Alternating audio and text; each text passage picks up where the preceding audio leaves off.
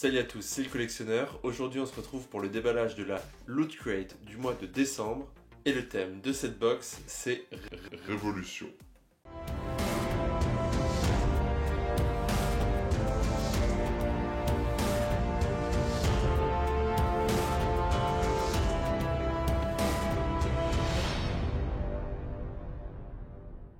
On commence avec le pins de la box, qui ici reprend le logo de Assassin's Creed. Comme chaque mois également, le pins vient avec un code ici donnant accès à un petit aperçu du nouveau livre Assassin's Creed Heresy. Alors le pins est sympa mais quand même assez basique, donc je vais donner un point et comme d'habitude pour les pins, je donne une valeur de 3$. Ensuite dans la box, on trouve ce patch de la série Firefly. Je suis moi-même assez fan de la série Firefly, pourtant je ne me souviens vraiment pas d'où on voit ce patch. Alors ça fait longtemps que j'ai vu la série, mais c'est vrai que c'est un patch qu'on risque pas de reconnaître au premier coup d'œil, donc c'est un petit peu dommage. J'aurais plutôt vu peut-être le Serenity dans le patch en train de voler par exemple, ou peut-être l'un des personnages, donc ça c'est un petit peu dommage. Donc je vais seulement donner un point à ce patch, et comme d'habitude aussi pour les patchs, je donne aussi un prix de 3$. Ensuite on trouve dans la box cette pop exclusive à la Loot Crate. Ici elle est l'effigie d'un des personnages du film Assassin's Creed, donc du personnage Aguilar en position accroupie. On retrouve donc dessus évidemment le stickers Loot Crate, mais également le stickers Ubisoft. Dans le reste de la collection, vous trouverez également 4 autres pop. Donc il y a la pop Aguilar classique, la pop de Maria, la pop de Ojeda et la pop de Callum Lynch. Alors par contre, ce qui est plutôt regrettable, c'est que la pop n'est pas venue en super bon état, donc il y a des endroits où il y a des pliures, vous le voyez ici. Vraiment, la boîte n'est pas en très très bon état, alors elle n'est pas complètement écrasée.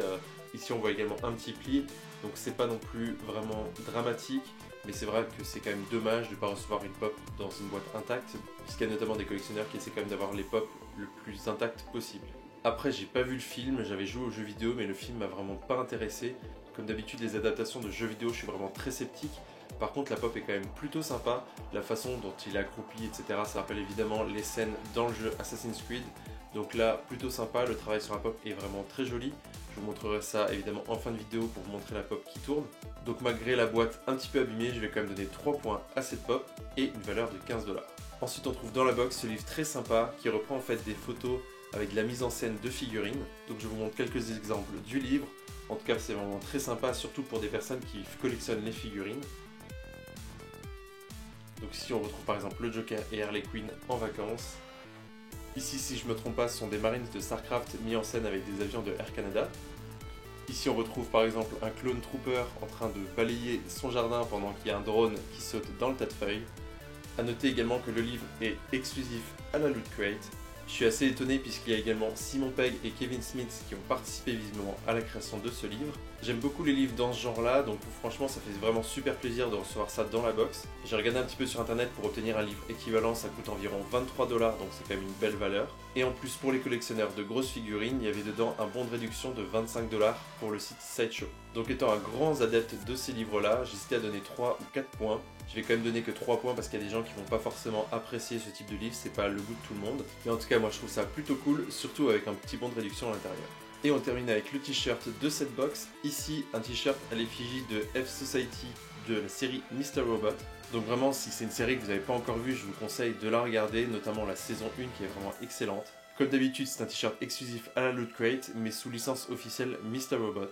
Donc ayant énormément apprécié la série, je trouve que ce t-shirt est plutôt cool, donc je vais donner 3 points et une valeur de 15$ puisque c'est un t-shirt officiel.